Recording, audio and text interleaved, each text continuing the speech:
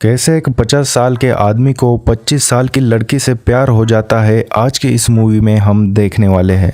Movie की शुरुआत में हमें एक 12 साल के बच्चे को दिखाया जाता है जो कि एंटोनी है और मजे से नाच रहा होता है। एंटोनी बचपन में हमेशा हेयर ड्रेसर को देखने के लिए दुकान में जाया करता था। मैडम शॉपर उस एरिया की सबसे फेमस हेयर ड्रेसर थी और कई सारे कस्टमर उसे ही देखने उसके दुकान में आते थे। उनमें से एक एंटोनी भी था जो कि हेयर ड्रेसर के बूब्स को देखने के लिए आता था। ऐसा करते करते उसे हेयर ड्रेसर से प्यार हो जाता है और वह दिन भर उसी के बारे में सोचता रहता है। लेकिन एक बार जब वह सैलून में जाता है तो देखता है उस हेयर ड्रेसर ने सुसाइड कर लिया है और मूवी का सीन चेंज हो जाता है और हमें एक 50 साल का इंसान दिखाई जाता है जो कि एंटोनी है और वे अभी तक कुंवारा ही है। एंटोनी की एरिया में एक नई सैलून शॉप खुलती है जहाँ पर वे अपने बाल कटाने जाता है तो देखता है उस शॉप में एक बहुत ही खूबसूरत हेयर ड्रेसर होती है जिसका नाम मटिल्डा होता है और उसे देखकर एंटोनी अपने बचपन की हेयर ड्रेसर की याद में खो जाता है। जिसके बाद एंटोनी रोज ही उस शॉप में जाता है और अपने हेयर कट करवाता है। हेयर कट करवाते करवाते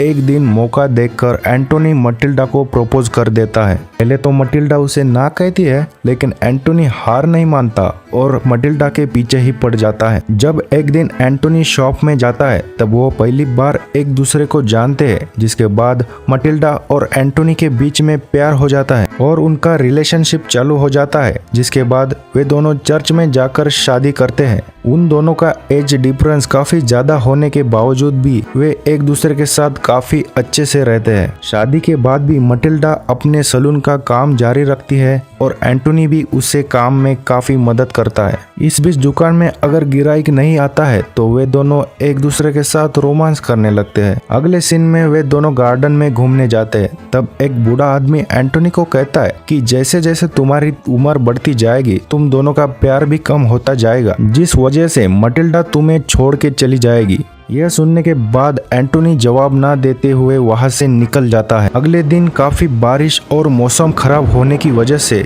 उनके दुकान में कोई कस्टमर नहीं आता है, जिसका फायदा उठाकर वे दोनों इंटीमेट होने लगते हैं। लेकिन तभी अचानक मटिल्डा को याद आता है कि उसने गार्डन में अपना कीमती सामान भूल चुकी है, जिसे लेने वो भागती हुई जा रही होती है। तभी एंटोनी उसे कहता है बाहर काफी बारिश हो रही है और इतनी खराब मौसम में तुम मत जाना।